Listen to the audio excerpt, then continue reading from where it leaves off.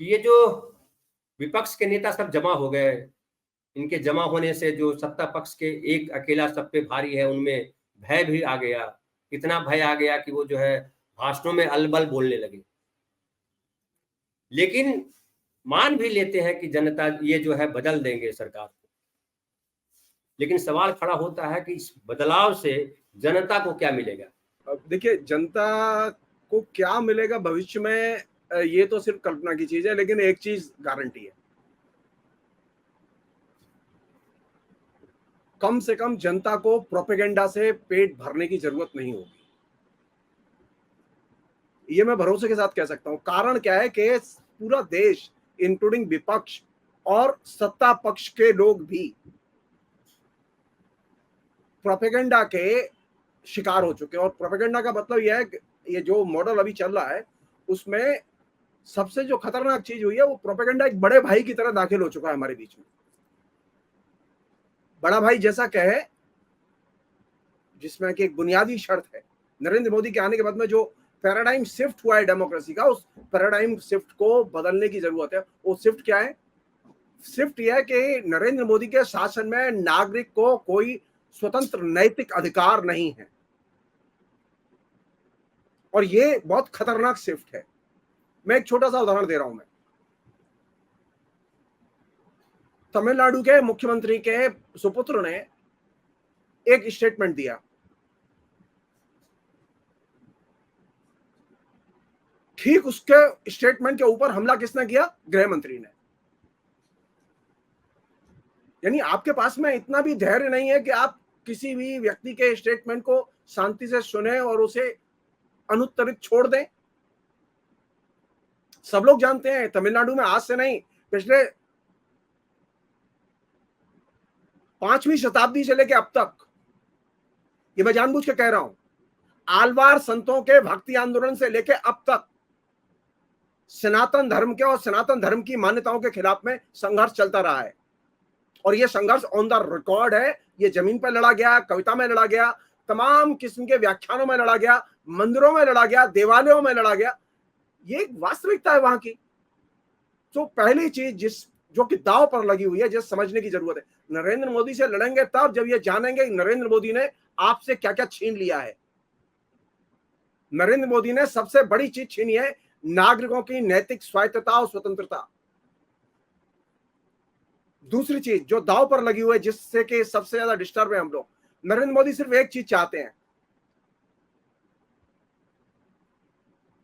वे जो कह रहे हैं उसको मानो और समर्पण करो।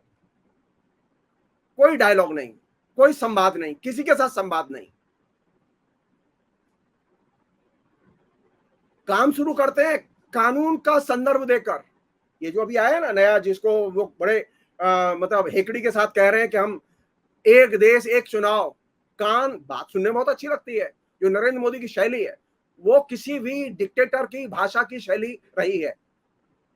मैं उसके डिटेल्स में नहीं जाना चाहता।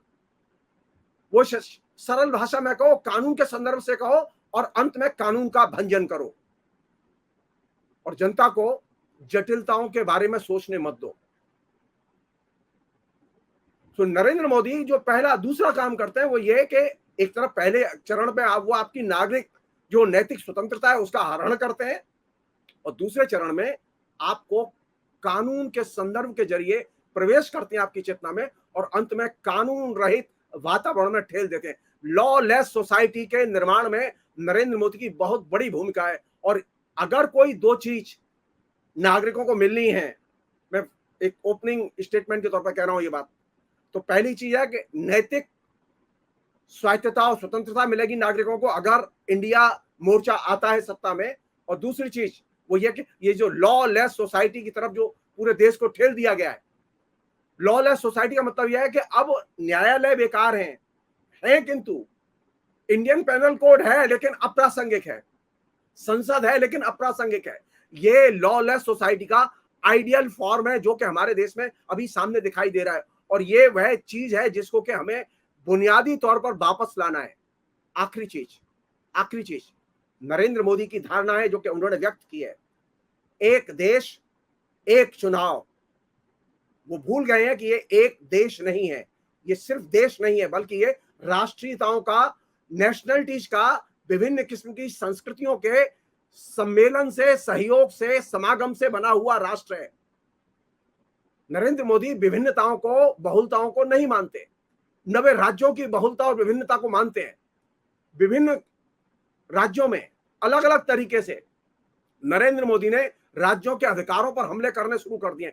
बंगाल में वे विश्वविद्यालय के वाइस चांसलरों के जरिए हमले कर रहे हैं, और बाकी राज्यों में वे जीएसटी के जो पेमेंट है, जो कि राज्यों को मिलना चाहिए, वह न दिया जाए, उसे डिले किया जाए, उसमें कटौती की जाए, जो राज्य का पावना है वो सही समय पर न मिले उसे, जिससे कि उसके कामकाज में बाधा पड़े।